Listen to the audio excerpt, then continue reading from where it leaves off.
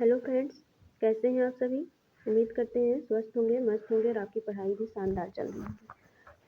हम जागृति की नेक्स्ट क्लास देखते हैं। लास्ट क्लास में हमने भारत से सीमा लगाने वाले देशों के बारे में देखा था।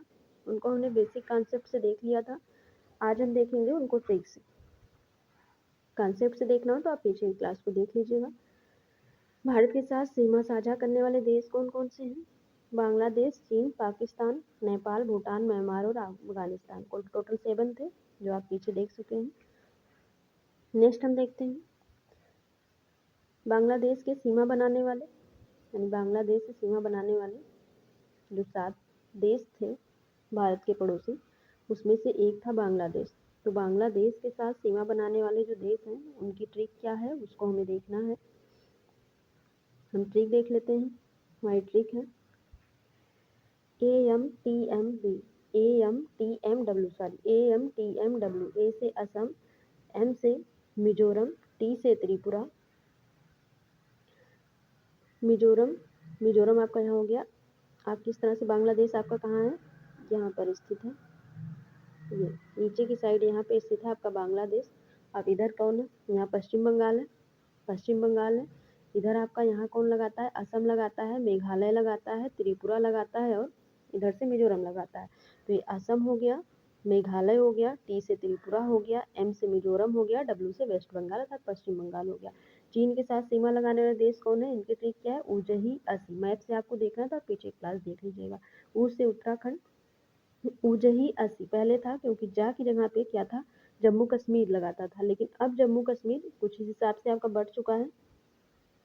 नीचे के हिस्से में जम्मू कश्मीर चला गया है, ऊपर के हिस्से में लद्दाख चला गया, तो लद्दाख आपका चीन से लगाता है। यानी आप यहाँ पे ये कह सकते हैं कि जम्मू कश्मीर की जगह अब क्या हो गया है, लद्दाख हो गया है। उत्तराखंड, लद्दाख, ही से हिमाचल प्रदेश, आ से अरुणाचल प्रदेश और सी से सिक्किम। नेक्स्ट आप देखिए पाकिस्तान के साथ सीमा लगाने वाले देश की ट्रिक क्या है, पज रागू। अब इसमें पज रागू पहले था, अब आप इसमें जोड़ लीजिए पज रागुल। क्यों, क्योंकि ला लद्दाख आपका स्टार्ट हो गया है। पा से पंजाब, जा से जम्मू कश्मीर, रा से राजस्थान, गु से गुजरात और ला से लद्दाख। नेक्स्ट है नेपाल की सीमा किससे किससे लगती है, तो इसकी ट्रिक है ऊ वीपसी। ऊ से यूपी, यू से उत्तराखंड, ऊ से यूपी, यू से उत्तराखंड। क्या है, ऊ से उत्तराखंड, ऊ से यूपी, बी से बिहार, ऊ से उत्तराखंड, ऊ से यूपी, बी से बिहार। पास से कौन हो जाएगा, नेपाल के साथ पश्चिम बंगाल भी लगाता है और साथ से सिक्किम। यानी यूपी, उत्तराखंड, बिहार, पश्चिम बंगाल और सिक्किम ये किससे लगाते हैं, नेपाल से सीमा लगाते हैं। नेक्स्ट ट्रिक आपकी है म्यांमार से सीमा लगाने वाली स्टेट की ट्रिक क्या है, अनामड़ी। आ से अरुणाचल प्रदेश, ना से नागालैंड, मा से मणिपुर और मी से मिजोरम। 4 स्टेट हो गए म्यांमार से सीमा लगाने वाले। नेक्स्ट भूटान से सीमा लगाने वाले स्टेट कौन कौन से हैं, इसकी ट्रिक है APS। ए से क्या हो जाएगा, असम हो जाएगा। ठीक है, ए से कौन हो जाएगा, असम हो जाएगा, अरुणाचल प्रदेश हो जाएगा, पी से पश्चिम बंगाल हो जाएगा और यस से सिक्किम हो जाएगा। यस से कौन हो जाएगा, सिक्किम हो जाएगा।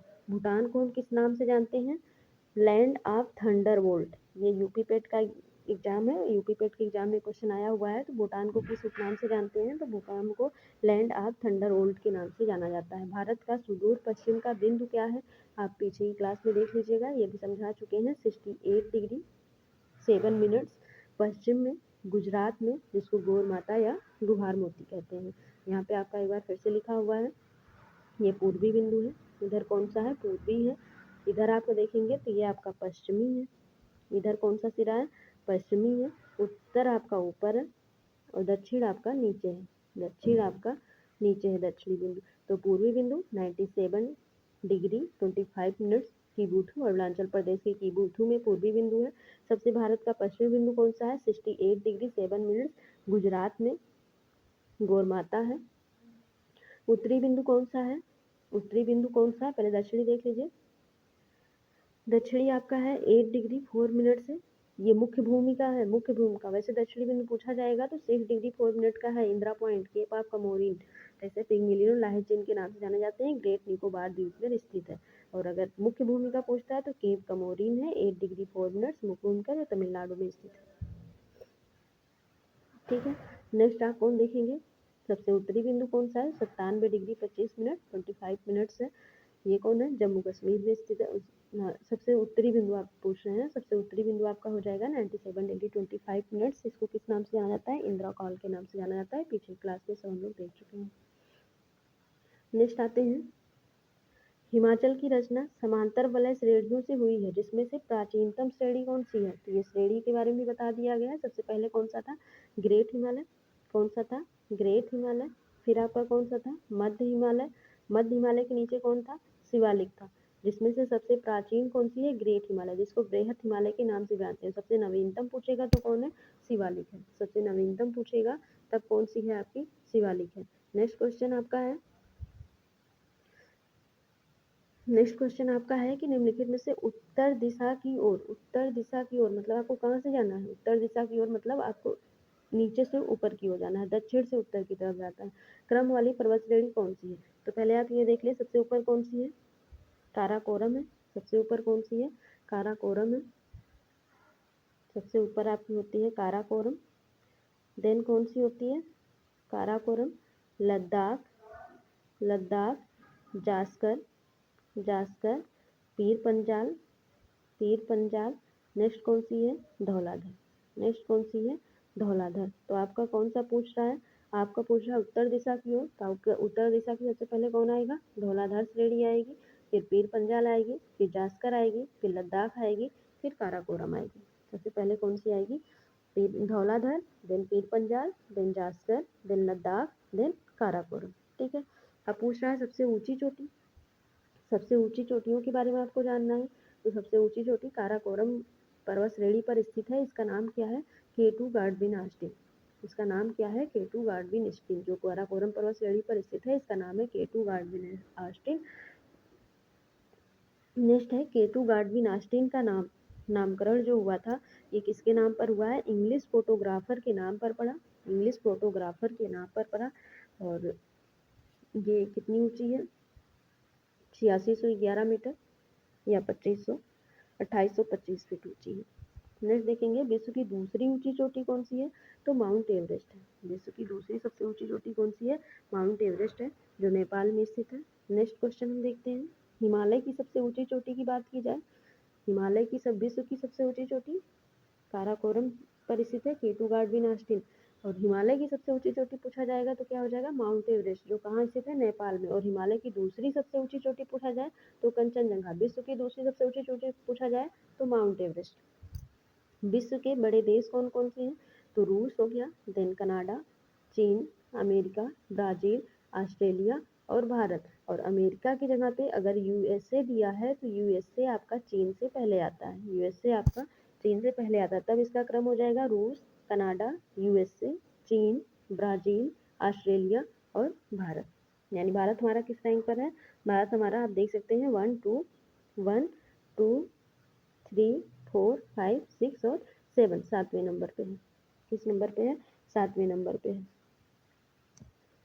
इसकी ट्रिक भी होती है, यदि आप ट्रिक से देखना चाहें तो ट्रिक से भी आप देख सकते हैं। एक सेकेंड, ट्रिक इसकी क्या होती है, रुक चीन अब आ भारत, इसकी ट्रिक क्या होती है, रुक चीन अब आ भारत, रुक चीन अब आ भारत, अब आ भारत, रुक चीन अब आ भारत।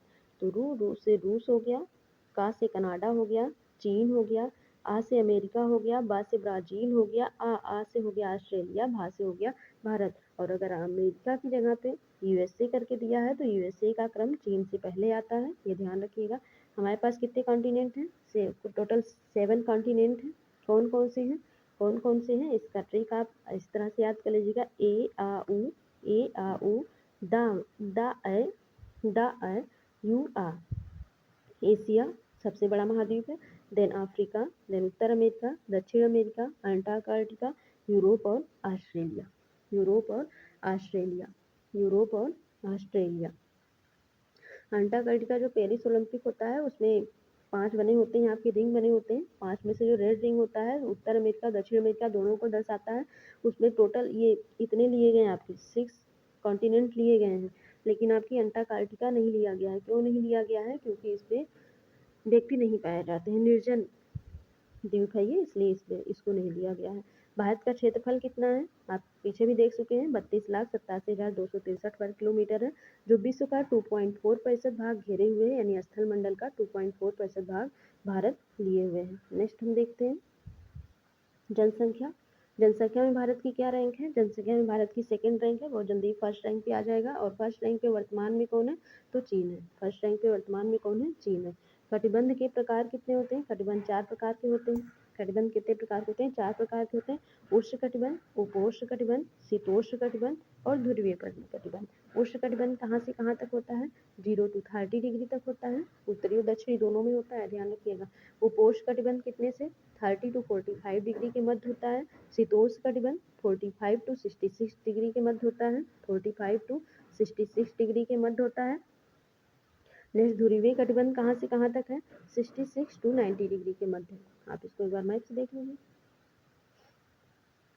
टोटल आपने कितने प्रकार पढ़े हैं? टोटल आपने 4 प्रकार पढ़े हैं। कौन कौन से? उष्ण, उपोष्ण, शीतोष्ण और ध्रुवीय। उष्ण 0 to 30 इधर भी, यानी उत्तरी गोलार्ध में भी, उत्तरी में भी और दक्षिणी में भी। 0 to 30 ये जो, एक सेकेंड, ये 0 to 30 है, इधर भी, ये भी आपका उष्ण कटिबंध है, ऊपर का भी, उत्तरी भी और दक्षिणी भी। उपोष्ण कटिबंध की बात करेंगे तो 30 to 45, 30 to 45, यहाँ भी 30 to 45 कौन है? उपोष्ण कटिबंध है। यहाँ भी कौन सा है? उपोष्ण कटिबंध है, 30 to 45। नेक्स्ट आप देखेंगे शीतोष्ण कटिबंध 45 to 66, 45 to 66, तो 45 to 66 इसमें भी आपका शीतोष्ण कटिबंध पाया जाएगा। और नेक्स्ट है आपका ध्रुवीय 66 to 90, तो यहाँ भी है ध्रुवीय, ऊपर भी ध्रुवीय और नीचे भी ध्रुवीय, उत्तरी और दक्षिणी दोनों में। जो अक्षांश बताई जाती है उत्तरी और दक्षिणी दोनों में होता है। इसमें क्वालिटी क्या होती है? उष्ण कटिबंध जो होता है वो सदैव गर्म होता है, सदैव क्या होता है? गर्म होता है। उपोष्ण कटिबंध क्या होता है? तापमान परिवर्तन होता रहता है उपोष्ण कटिबंध में। शीतोष्ण कटिबंध में तापमान सबसे कम पाया जाता है। ध्रुवीय कटिबंध जो होता है बर्फ से ढका रहता है, ये हमेशा बर्फ से क्या होता है? ढका रहता है। इसको ध्रुवीय क्यों बोला गया? क्योंकि ध्रुव के पास है उष्ण कटिबंध, यहाँ पर सबसे ज्यादा गर्म होता है। उपोष्ण कटिबंध और शीतोष्ण और ध्रुवीय, ये आप ध्यान रखिएगा। ये साउथ पोल है, नॉर्थ पोल है, नीचे वाला आपका साउथ पोल है, ये आपका ईस्ट है और ये आपका वेस्ट है। नेक्स्ट हम देखते हैं भारत उष्ण उपोष्ण दोनों कटिबंध में स्थित है। ये कैसे? भारत की जो विस्तार है वो क्या होती है? 37 डिग्री। भारत का जो विस्तार है वो कितना है? 37 to 95। यहाँ से देखिए 37 यहाँ से स्टार्ट होता है। उपोष्ण किसमें किसमें आपका स्थित है? उष्ण और उपोष्ण। उष्ण और उपोष्ण आपकी भारत की जो स्थिति है 8 डिग्री 4 मिनट से, 8 डिग्री 4 मिनट कहाँ से स्टार्ट है आपका? यहाँ से लगभग होगा, तो यहाँ से लगा करके ये कितना है? 37। यहाँ पे आप जाएंगे तो ये उष्ण और उपोष्ण दोनों कटिबंध में पाया जाता है। ठीक है, ये आप ध्यान रखिएगा। भारत का मानक समय क्या है? भारत का मानक समय जो है 82.5, 82.2 डिग्री के बीच है।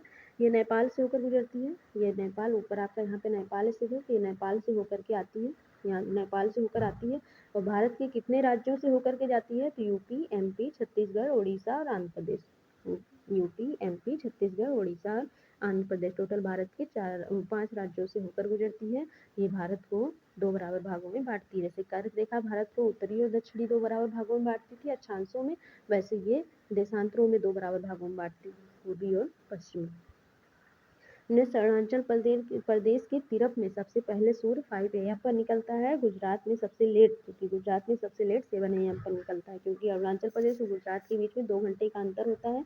ये हम पहले पढ़ चुके हैं, दोनों के बीच 2 घंटे का अंतर होता है। 82 डिग्री जो है भारत के 5 राज्यों से गुजरती है। अभी आपने देखा, इसको आप ट्रिक से देखना चाहें तो देख सकते हैं। ऊंच ऊंच ओ आ, ऊंच ओ आ, ओ से यू से, ऊ से उत्तर प्रदेश, मा से मध्य प्रदेश, छा से छत्तीसगढ़, ओ से उड़ीसा, आ से आंध्र। आप सीधे सीधे याद करिए कि प्रदेश प्रदेश प्रदेश, 3 प्रदेश वाले हैं, उत्तर प्रदेश, मध्य प्रदेश और आंध्र प्रदेश।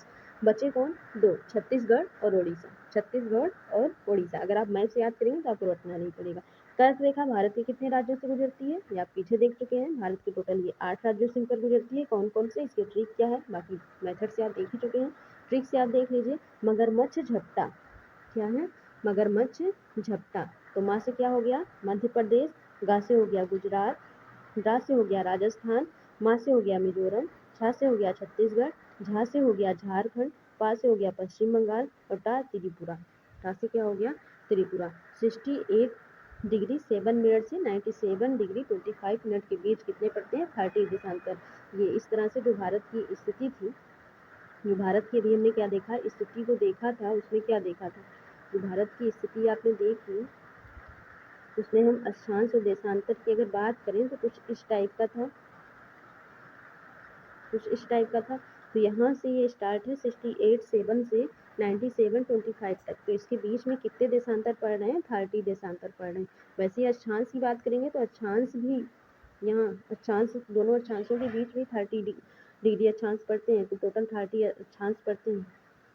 ये आ जाइए, इनका क्रम लगाने के लिए दिया जाता है। ये कहाँ की पहाड़ियाँ हैं, इनको आप समझ पा रहे हैं कुछ। ये देखिए आपका इस तरह प्रकार से यहाँ पे जो गुजरात स्थित है ये तो ये कौन सा हिस्सा था दक्षिण। तो दक्षिण की जो दक्कन के पठारी इलाके हैं वहाँ के यानी दक्षिणी क्षेत्र के जो पहाड़ियाँ हैं उनके बारे में यहाँ पर बताया गया है, तो आप इनको देख लीजिए। सबसे पहले कौन यहाँ पर क्रम लगाने को मिलेगा, तो सबसे पहले कौन सा है नल्ला मलाई पहाड़ियाँ, नंबर फर्स्ट पे कौन है नल्ला मलाई, देन सेकेंड पे पालकोंडा, थर्ड पे जवादी पहाड़ियाँ, फोर्थ पे है नीलगढ़ी पहाड़ियाँ, फिफ्थ पे आपका है सेवराय पहाड़ियाँ, सिक्स पे आपका है अन्नामलाई पहाड़ियाँ, अन्नामलाई पहाड़ी के बाद पंचमलाई, पंचमलाई के बाद कार्डामन, पंचमलाई के बाद कार्डामन। यह आपका क्रम हो गया। किससे क्रम, उत्तर से दक्षिण की ओर, उत्तर से दक्षिण की ओर के क्रम बताए गए हैं। कौन कौन सी, नल्ला मलाई, पालकोंडा, जवादी, नीलगिरी, सेवराय, अन्नामलाई, पंचमलाई, कार्डामन। अब कौन कहाँ स्थित है इसको देख लीजिए। नल्ला मलाई पहाड़ी है ये आपके आंध्र प्रदेश में स्थित है, पालकोंडा पहाड़ी भी आपके आंध्र प्रदेश में स्थित है, जवादी पहाड़ी आपकी तमिलनाडु में स्थित है, नीलगिरी पहाड़ी आपकी ये 3 राज्यों में 3 स्टेटों में स्थित है, केरल, कर्नाटक और तमिलनाडु, केरल, कर्नाटक और तमिलनाडु। नेक्स्ट है सेवराय पहाड़ी, ये तमिलनाडु में स्थित है, पंचमलाई पहाड़ी ये भी तमिलनाडु में स्थित है। इधर की आप जो तीनों देखेंगे ना, इसमें से ऊपर की दो नल्ला मलाई और पालकोंडा आंध्र प्रदेश में स्थित है, नीचे की 3 जवादी, सेवराय और पंचमलाई ये तमिलनाडु में स्थित है। इधर आप नीलगिरी को देखेंगे तो केरल, कर्नाटक, तमिलनाडु में स्थित है, जबकि अन्नामलाई कहाँ स्थित है केरल में, कार्डेमम कहाँ स्थित है केरल में। कार्डेमम को क्या बोलते हैं, इलायची की पहाड़ियाँ बोली जाती है, क्योंकि यहाँ पर इलायची पर्याप्त मात्रा में पाया जाता है। और अन्नामलाई की सबसे ऊंची चोटी कौन सी है, अनाईमुडी है। अन्नामलाई की सबसे ऊंची चोटी कौन सी है, अनाईमुडी है। आगे हम देखते हैं पहाड़ी और उस पहाड़ी की सबसे ऊंची चोटी। अन्नामलाई की सबसे ऊंची चोटी कौन सी है, अनाईमुडी है 2695। नीलगिरी की सबसे ऊंची चोटी कौन सी है, दोदा बेटा है, या तब आता है, मोस्ट इंपॉर्टेंट टॉपिक है ये। अन्नामलाई की सबसे ऊंची चोटी अनाईमुडी है 2695। नीलगिरी की सबसे ऊंची चोटी कौन सी है, दोदा बेटा, इसकी ऊंचाई क्या है 2670 और कहीं कहीं आपको 2637 भी लिखा मिल जाएगा। दक्षिण भारत की सबसे ऊंची चोटी का क्रम बताया जाता है कि सबसे ऊंची चोटी कौन सी है, अन्नामलाई। अन्नामलाई के बाद कौन सी है, दोदा बेटा, दोदा बेटा से छोटी कौन सी है, अमरकंटक, अमरकंटक से छोटी कौन सी है, महेंद्रगिरी। इसकी ट्रिक आप याद करिए, अदो अम, अदो अम, अदो अम, अदो अम, 2 बार सुनिएगा, 2-3 बार याद हो जाएंगी चीजें। आ से अन्नामलाई, दो से दोदा बेटा, आ से अमरकंटक और माँ से महेंद्रगिरी। अन्नामलाई कहाँ पाई जाती है, केरल में, दोदा बेटा केरल, कर्नाटक, तमिलनाडु में, अमरकंटक एमपी में पाई जाती है, मध्य प्रदेश में, और महेंद्रगिरी आपकी ओडिशा में पाई जाती है। महेंद्रगिरी आपकी कहाँ पाई जाती है, ओडिशा में पाई जाती है। प्राचीन पर्वत श्रृंखला, सबसे पुरानी पर्वत श्रृंखला कौन सी है, सबसे पुरानी पर्वत श्रृंखला की बात हो रही है ना कि हिमालय की।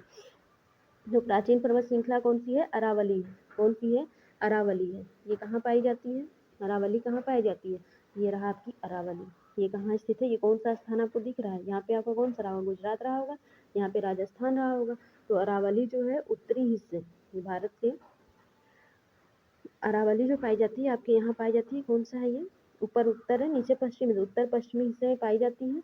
और उत्तरी हिस्से में अगर यहाँ पे अरावली आप मान रहे हैं तो इसके उत्तर में कौन से हिमालय के भाग पाए जा रहे हैं, तो वहाँ पे कैसी बात पाई जा रही है, इधर साइड उत्तर में आप देख रहे हैं तो ये इधर कौन है, राजस्थान है। राजस्थान वगैरह में क्या है, रेतीली पथरीली पाए जाते हैं, तो उत्तर हिस्से में इसके रेतीली पथरीली चीजें पाई जाती हैं, भूमि पाई जाती है। और दक्षिण हिस्सा हरा भरा होता है, दक्षिण हिस्सा मतलब नीचे का हिस्सा, ये हिस्सा कैसे है, मध्य वाले हिस्से हरे भरे हिस्से हैं। अरावली की सबसे ऊंची चोटी कौन सी है, Guru Shikhar, most important question. Aravalli की सबसे ऊंची चोटी कौन सी है, गुरु शिखर है, जिसकी ऊंचाई क्या है 1724 है। नेक्स्ट हम देख लेते हैं ये अरावली पर्वत के बारे में, जो बहुत पूछा जाता है। यह प्रायद्वीपीय पठार के उत्तर पश्चिम में अरावली का विस्तार पाया जाता है, ठीक है। अरावली का विस्तार प्रायद्वीपीय पठार के उत्तर पश्चिम में पाया जाता है। अरावली, अब ये प्रायद्वीपीय पठार क्या है ये भी आप सोच रहे होंगे। तो ये जो हिस्सा है आपका, ये नीचे वाला जो हिस्सा है ये होता है प्रायद्वीपीय पठार। तो इसके उत्तर पश्चिम में ये अगर प्रायद्वीपीय पठार है तो इसके उत्तर पश्चिम में ये चीज़ें पाई जाती हैं। कौन? अरावली पर्वत पाया जाता है। यह गुजरात से लेकर के दिल्ली तक 800 किलोमीटर तक फैला है। गुजरात से स्टार्ट होता है, दिल्ली तक फैला हुआ है 800 किलोमीटर। यह अधिकतम कहाँ पाया जाता है? राजस्थान में सबसे ज़्यादा पाया जाता है। दक्षिण राजस्थान में इसे जर्दा पहाड़ी के नाम से जाना जाता है। दक्षिण राजस्थान में इसे किस नाम से जाना जाता है? जर्दा पहाड़ी के नाम से जाना जाता है। दिल्ली में से दिल्ली रीप बोला जाता है। दिल्ली में से क्या बोला जाता है? दिल्ली रीप। ध्यान रखिएगा, ये सब छोटी छोटी चीज़ें ध्यान रखने वाली हैं, यहीं से क्वेश्चन आते हैं और हमारे अगर सही हो गए तो 1 मार्क्स मेरे, और नहीं भी सही हुए तो चले गए 1 मार्क्स। इसकी चोटी कौन सी, सबसे ऊंची चोटी कौन सी है? गुरु शिखर है, जो कहाँ पर स्थित है? माउंट आबू में स्थित है। माउंट आबू में क्या है? माउंट आबू राजस्थान में है। और माउंट आबू में क्या पाया जाता है? जैन धर्म का दिलवाड़ा मंदिर पाया जाता है। जैन धर्म का दिलवाड़ा मंदिर। इसकी आयु क्या है? 570 मिलियन वर्ष पूर्व है। मिलियन कितनी? मिलियन, 570 मिलियन वर्ष पूर्व है। विश्व का सबसे पुराना पर्वत है। यह वलित पर्वत है। कैसा पर्वत है? वलित पर्वत है। फोल्डेन माउंटेन, जो दबाव की वजह से कुछ इस प्रकार से हो गए उनको बोलते हैं फोल्डेन माउंटेन। अरावली से 3 नदियां निकलती हैं, कौन कौन सी? अरावली से 3 नदियां निकलती हैं, कौन कौन सी? लूनी, बनास, माही। 3 नदियां अरावली से निकलती हैं, लूनी, बनास और माही। लूनी जो है गुजरात में कच्छ के रण में विलीन हो जाती है। बनास चंबल की सहायक नदी है। बनास क्या है? चंबल की सहायक नदी है। और माही क्या है? माही की विशेषता क्या है? कर्क रेखा को 2 बार काटती है। कर्क रेखा को क्या करती है? ये काटती है। अब यहाँ कर्क रेखा की बात हुई तो ये भी दिमाग में आ रहा होगा, तो भूमध्य रेखा को कौन काटता है? कर्क रेखा को अगर 2 बार ये काटती है तो भूमध्य रेखा को कौन काटता होगा? ये देखिए, ये हो गया भूमध्य रेखा, ऊपर हो गया कर्क रेखा, नीचे हो गया मकर रेखा। इसकी ट्रिक क्या है? माली भूखा है। माली भूखा है, क्वेश्चन आता है। माली भूखा है। भूखा को आप लिखो भूखा, भूखा क्या लिखिए? भूखा। माली भूखा है। एक सेकंड, माली भूखा है, यहाँ लिखते हैं, स्पेस कम पड़ रहा था। माली भूखा है, माली भूखा है। देखिए, माँ से क्या? मकर रेखा। माँ से क्या? मकर रेखा। माँ से क्या? मकर रेखा। उसको कौन सी नदी काटती है? लिम्पॉपे नदी। कौन सी नदी काटती है? लिम्पॉपे नदी। मकर रेखा को कौन सी नदी काटती है? लिम्पॉपे नदी। भूमध्य रेखा, भू से भूमध्य रेखा, भू से भूमध्य रेखा। भूमध्य रेखा को कौन सी नदी काटती है? कांगो नदी। भूमध्य रेखा को कौन सी नदी काटती है? कांगो नदी। और माली भूखा है। अब कौन बचा आपका? कर्क रेखा। कर्क रेखा, कर्क रेखा को एक ही इसमें गायब हो गया। मालिक कम भूखा है, आपको याद रखना है, मालिक कम भूखा है, मालिक कम भूखा है। तो अगर कम वाले पार्ट को आप देखेंगे तो कम से आप ये याद कर सकते हैं कि कम, का से कर्क रेखा, कर से कर्क रेखा, और माँ से माही, माँ से माही, माँ से माही। यानी आप ध्यान रखिएगा ट्रिक को।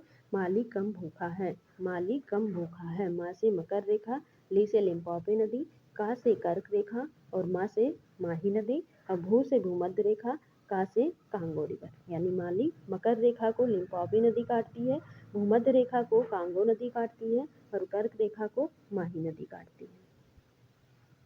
आगे ये सब चीज़ें हम देखेंगे, लेकिन आ रहा है चीज़ें तो रिवाइज करते चलिए, पढ़ते चलिए एक बार। अरावली के दक्षिण में मालवा का पठार स्थित है, अभी आपने देखा था। अरावली जहाँ है उसके उत्तर साइड क्या था? उसके उत्तर साइड आप हिमालय के क्षेत्र पाए जा रहे थे, दक्षिण साइड आपका ये मालवा का पठार पाया जा रहा था। अरावली राजस्थान के पालमपुर, अरावली जो है राजस्थान के पालमपुर, राजस्थान हरियाणा से दिल्ली तक 800 किलोमीटर लंबी है, ये भी आप देख सके हैं। विंध्यन पर्वत, नेक्स्ट क्या है? विंध्यन पर्वत। नेक्स्ट क्या है? विंध्यन पर्वत। इसमें देखिए विंध्यन पर्वत के बारे में, एक सेकेंड। विंध्यन पर्वत, विंध्यन पर्वत के बारे में देखेंगे तो ये हमारा एमपी का मैप है। ये क्या है? एमपी का मैप बना हुआ है। इसमें सबसे ऊपर यहाँ पाया जाता है मालवा का पठार। इधर आप, ये है मालवा का पठार। एमपी के इधर ही आप जाएंगे, बाहर निकल जाएंगे गुजरात साइड, तो वहाँ आपका क्या पाया जा रहा था? गुरु शिखर। राजस्थान गुरु शिखर पर्वत चोटी पाई जा रही थी, जो कहाँ स्थित थी? अरावली पर्वत पर, यानी यहाँ पे अरावली पर्वत था। इसके नीचे देखेंगे, यहाँ ये मालवा का पठार है। मालवा के पठार के नीचे ये क्या है? आपकी विंध्यन है। ये क्या है, विंध्यन रेंज है। इधर आपकी नर्मदा नदी है, नीचे आपकी, उसके नीचे सतपुड़ा पर्वत श्रेणी है, और उसके नीचे आपकी ताप्ती हंस घाटी यानी ताप्ती नदी है। ताप्ती, इसका क्रम लगाने के लिए मिलता है, क्रम आप ध्यान रखिए। सबसे पहले कौन सा है, सबसे पहले है आपका मालवा का पठार, MVNS और T, यहाँ से ध्यान रखिएगा। M से मालवा का पठार, V से विंध्यन पर्वत श्रेणी, नेक्स्ट है N से नर्मदा नदी, नर्मदा घाटी या नर्मदा नदी, S से सतपुड़ा रेंज पाया जाता है, T से ताप्ती हंस घाटी पाई जाती है। इसका क्रम है कौन सा, उत्तर से दक्षिण की ओर। दक्षिण से उत्तर पूछेगा, इसी का उल्टा कर लीजिएगा, ताप्ती, सतपुड़ा, नर्मदा, विंध्यन और मालवा, जिस हिसाब से पूछेगा उस हिसाब से आप लगा लीजिएगा। आगे देखिए, इसमें यहाँ पे क्या है, विंध्यन। विंध्यन को हम पूर्व में ये विंध्यन है, विंध्यन को पूर्व में हम क्या बोलते हैं, भांडेर पहाड़ी, पूर्व में हम क्या बोलते हैं, भांडेर पहाड़ी। ठीक है, नेक्स्ट उसकी और पूर्व में हम चले आएंगे तो क्या मिलेगा, कैमूर पहाड़ी। भांडेर और कैमूर पहाड़ियाँ कहाँ स्थित है, विंध्यन रेंज के पूर्व में स्थित है। ठीक है, अब आपसे ये क्वेश्चन पूछा जाएगा कि नर्मदा और ताप्ती के बीच में कौन सी पर्वत श्रेणी है, तो आप क्या बताएंगे, सतपुड़ा। आपसे ये अगर पूछा जाता है कि विंध्यन और सतपुड़ा के बीच में कौन सी नदी बहती है, तो आप बताएंगे नर्मदा। ठीक है, और सतपुड़ा के नीचे कौन सी बहती है, तो आप बताएंगे ताप्ती। नेक्स्ट देखिए, मध्य प्रदेश के दक्षिण में कौन सी श्रेणी है, तो दक्षिण में भी कौन सी श्रेणी आप पाए थे, यहाँ पे सतपुड़ा श्रेणी। कौन सी श्रेणी थी, सतपुड़ा श्रेणी। सतपुड़ा पर्वत श्रेणी नर्मदा व ताप्ती नदियों के बीच बहती है। अभी यहाँ देखा, यहाँ नर्मदा बह रही थी, यहाँ ताप्ती बीच रही थी, बीच में कौन बह रही थी, सतपुड़ा बह रही थी। सतपुड़ा के उत्तर में नर्मदा है, दक्षिण में कौन है, ताप्ती है। दक्षिण में कौन है, ताप्ती है। विंध्यन पर्वत श्रेणी मालवा पठार के दक्षिण में है। विंध्यन, यहाँ मालवा था, यहाँ आपकी विंध्यन थी, तो मालवा के दक्षिण में है। इसका विस्तार कहाँ है, मध्य प्रदेश में है, गुजरात में है, गुजरात, यूपी, बिहार और छत्तीसगढ़ में। पूर्व में भांडेर और कैमूर की पहाड़ियों के नाम से जाना जाता है। विंध्यन पर्वत श्रेणी के पूर्वी विस्तार को भांडेर व कैमूर की पहाड़ियों के नाम से जाना जाता है। यही बात हो गई, ये भांडेर और कैमूर का भाग है। आप ये भी कह सकते हैं कि ये भांडेर और कैमूर का क्या है, भाग है। भारत के पश्चिमी घाट की सबसे दक्षिण पहाड़ी कौन सी है, भारत के पश्चिमी घाट की बात हो रही है, पूर्वी घाट, पश्चिमी घाट। पूर्वी घाट कौन सा है, ये इस तरह से बना है, इधर वाला पूर्वी घाट है और इधर वाला आपका पश्चिमी घाट है। पश्चिमी घाट की सबसे दक्षिणी पहाड़ी कौन सी है, कार्डामम है। साइलेंट वैली कहाँ स्थित है, शांत घाटी भी इसको बोला जाता है, केरल में स्थित है। केरल के किस जिले में, इडुक्की जिले में स्थित है। नेक्स्ट हम देखते हैं सतपुड़ा पर्वत श्रेणी। सतपुड़ा पर्वत श्रेणी, इसका विस्तार भी अभी आपने देखा, मध्य प्रदेश के दक्षिण में था सतपुड़ा। सतपुड़ा पर्वत श्रेणी की 3 पहाड़ियां हैं, कितनी, 3, ये बहुत पूछा जाता है, ध्यान रखिए। कौन कौन सी, राजपीपला, महादेव और मैकाल। राजपीपला, महादेव और मैकाल, इसका क्रम भी आप ऐसे ध्यान रखिए। राजपीपला कहाँ है, पश्चिम में, महादेव कहाँ है, मध्य में स्थित है, और पूर्व में कौन स्थित है, मैकाल स्थित है। अब आपसे ये पूछा जाएगा कि इनकी चोटियां कौन कौन सी है, तो राजपीपला, महादेव और मैकाल है। सतपुड़ा कहाँ थी, नर्मदा और ताप्ती के बीच में स्थित थी। सतपुड़ा कहाँ थी, नर्मदा और ताप्ती के बीच में स्थित थी। तो सतपुड़ा की सबसे ऊंची चोटी कौन सी है, धूपगढ़ है। सतपुड़ा की सबसे ऊंची चोटी कौन सी है, धूपगढ़ है, जो कहाँ पर स्थित है, महादेव पहाड़ी पर। महादेव पहाड़ी की सबसे ऊंची चोटी कौन सी है, धूपगढ़ है। महादेव पहाड़ी की सबसे ऊंची चोटी कौन सी है, धूपगढ़ है। और धूपगढ़ क्या है, सतपुड़ा की भी सबसे ऊंची चोटी है। आप ये कह सकते हैं कि सबसे ऊंची चोटी आपकी धूपगढ़ ही है, जो महादेव पहाड़ी की भी सबसे ऊंची चोटी है और सतपुड़ा श्रेणी की भी सबसे ऊंची चोटी है। इसकी ऊंचाई कितनी है, 1350 मीटर, 1350 मीटर। ठीक है, नेक्स्ट हम देखेंगे मैकाल की सबसे ऊंची चोटी कौन सी है, तो मैकाल की सबसे ऊंची चोटी कौन सी है, अमरकंटक है, जिसकी ऊंचाई कितनी है, 1065। ये क्वेश्चन पूछा जाता है कि अमरकंटक की ऊंचाई कितनी है, तो 1065 मीटर है। ठीक है, हम नेक्स्ट देखते हैं। यहाँ पे आपका पंचमढ़ी स्थित है, धूपगढ़ के पास यहाँ पे कौन स्थित है, पंचगढ़ी स्थित है। ठीक है, आगे देखते हैं। सतपुड़ा की सबसे ऊंची चोटी धूपगढ़ है, जो कहाँ स्थित है, महादेव पहाड़ी पर स्थित है। मैकाल पहाड़ी की सबसे ऊंची चोटी कौन सी थी, मैकाल की अमरकंटक थी, और महादेव की सबसे ऊंची चोटी कौन सी थी, धूपगढ़ थी। आपने भी क्रम देखा, राजपीपला, महादेव और मैकाल, राजपीपला, महादेव और मैकाल, जिसमें से मैकाल की सबसे ऊंची चोटी अमरकंटक, महादेव की सबसे ऊंची चोटी धूपगढ़ है, और धूपगढ़ सतपुड़ा की भी सबसे ऊंची चोटी है। अमरकंटक से नर्मदा व ताप्ती नदियां निकलती हैं। अमरकंटक से मैकाल की सबसे ऊंची चोटी जो है अमरकंटक, अमरकंटक से ही नर्मदा व ताप्ती नदियां निकलती हैं, क्योंकि अमरकंटक कहाँ स्थित है, सबसे साइड में। अमरकंटक कहाँ स्थित है, यहाँ पर अमरकंटक स्थित है, यहाँ पर आपका अमरकंटक है और यहीं से नर्मदा नदी भी निकलती है, यहीं से ताप्ती नदी भी निकलती है। तो इसलिए कहा जाता है कि अमरकंटक से ही नर्मदा और ताप्ती नदियाँ निकलती हैं। मध्य प्रदेश में कौन स्थित है, पंचगढ़ी हिल स्टेशन स्थित है। राजपीपला पहाड़ी का कुछ भाग गुजरात और महाराष्ट्र में पड़ता है, क्योंकि राजपीपला ये एमपी के सबसे साइड में स्थित था, एमपी के सबसे साइड में स्थित था, तो ये थोड़ा फैलाव के साथ है, जो गुजरात और महाराष्ट्र में भी स्थित है। महाराष्ट्र आपका इधर साइड पड़ जाएगा, गुजरात आपका इधर साइड पड़ जाएगा। सतपुड़ा पर्वत श्रेणी को क्या बोलते हैं, ब्लॉक पर्वत बोलते हैं। जब दो नदियों के बीच कोई पर्वत स्थित होता है उसको क्या बोलते हैं, ब्लॉक पर्वत बोलते हैं। ठीक है। मालवा का पठार अभी आपने देखा था, उसके नीचे विंध्यन था, उसके नीचे नर्मदा था, नर्मदा के नीचे सतपुड़ा था, सतपुड़ा के नीचे कौन था, ताप्ती था, सतपुड़ा के नीचे कौन था, ताप्ती था। ये मालवा का पठार है। इधर साइड आप पाएंगे बुंदेलखंड का पठार, यहाँ आप पाएंगे बांडेर प्लेटू और कैमूर की पहाड़ियाँ इधर साइड स्थित है। ये बघेलखंड का पठार स्थित है और ये नीचे आपकी मैकाल पहाड़ियाँ स्थित है। ठीक है। मध्य प्रदेश सबसे ऊंची चोटी धूपगढ़ है, मध्य प्रदेश की भी सबसे ऊंची चोटी धूपगढ़ है। ठीक है। सतपुड़ा की भी सबसे ऊंची धूपगढ़ है। और किसकी, अब ये आप बताएंगे टेक्स्ट बॉक्स में। मैकाल पहाड़ी एमपी व छत्तीसगढ़ में स्थित है। मैकाल पहाड़ी कहाँ स्थित है, एमपी और छत्तीसगढ़। मैकाल कहाँ था, इधर साइड था, तो मैकाल जब आपका इधर साइड है तो इधर साइड अगर मैकाल आपका यहाँ स्थित था तो मैकाल इधर छत्तीसगढ़ है। ठीक है, तो एमपी और छत्तीसगढ़ में है। नेक्स्ट हम देखेंगे दक्कन का पठार। दक्कन का पठार सतपुड़ा के दक्षिण में स्थित है। दक्कन का पठार सतपुड़ा के दक्षिण में स्थित है। महाराष्ट्र में सबसे ज़्यादा पाया जाता है, तत्पश्चात छत्तीसगढ़, यानी महाराष्ट्र में सबसे ज़्यादा पाया जाता है, उसके पास छत्तीसगढ़, उड़ीसा, पश्चिम आंध्र प्रदेश और कर्नाटक में पाया जाता है। छोटा नागपुर पठार सबसे ज़्यादा कहाँ पाया जाता है, झारखंड में पाया जाता है। तत्पश्चात बिहार, छत्तीसगढ़, 3 राज्यों में पड़ता है। कौन कौन सा, झारखंड, बिहार और छत्तीसगढ़। इसमें झारखंड में सबसे ज़्यादा पाया जाता है। छोटा नागपुर पठार को दामोदर नदी 2 भागों में बांटती है। छोटा नागपुर पठार को दामोदर नदी 2 भाग में बांटती है। उत्तरी हिस्सा को हजारीबाग का पठार बोलते हैं, यानी हजारीबाग पर्वत श्रेणी कहते हैं। दक्षिण हिस्से में कौन है, रांची का पठार। उत्तर में हजारीबाग का पठार, बीच में कौन है, रांची। ये आपका कुछ इस टाइप का बना हुआ है, ऊपर कर देते हैं, आप देख लीजिए। यहाँ पे दामोदर नदी जो है इसको 2 भागों में बांट रही है। किसको छोटा नागपुर पठार को। ये क्या है, छोटा नागपुर का पठार है। दामोदर नदी इसको 2 भागों में बांट रही है। ऊपरी भाग को हजारीबाग का पठार बोलते हैं, नीचे भाग को क्या बोलते हैं, रांची का पठार। यहाँ बगल में कौन है, कोडरमा का पठार। ठीक है। छोटा नागपुर पठार से निकलने वाली नदी कौन सी है, दामोदर नदी है। छोटा नागपुर पठार से निकलने वाली नदी कौन है, दामोदर नदी, जिसको 2 भागों में बांटती है। वो दामोदर हुगली की सहायक नदी है। और दामोदर, उत्तरी कोयल, दक्षिण कोयल, भीम, ब्राह्मणी, स्वर्णरेखा, ये सब नदियाँ यहाँ से निकलती हैं। दक्कन पठार के अंतर्गत आने वाली श्रेणियाँ कौन कौन सी हैं, दक्कन पठार के अंतर्गत आने वाली श्रेणियाँ कौन कौन सी हैं। दक्कन पठार, महाराष्ट्र राज्य की बात हो रही है यहाँ पर कौन है, बालाघाट, ग्वालीगढ़, अजंता रेंज, सतमाला रेंज और हरिश्चंद्र रेंज, ये महाराष्ट्र में स्थित है। दक्कन पठार के अंतर्गत आने वाली इतनी श्रेणियाँ आपकी 5 महाराष्ट्र राज्य में स्थित है। इनका भी क्रम लगाने को मिल सकता है, क्रम ध्यान रखिएगा कौन किधर है, बालाघाट, ग्वालीगढ़, अजंता, सतमाला और हरिश्चंद्र। नेक्स्ट हम नेक्स्ट क्लास में देखेंगे। Thanks for watching, thank you, bye bye.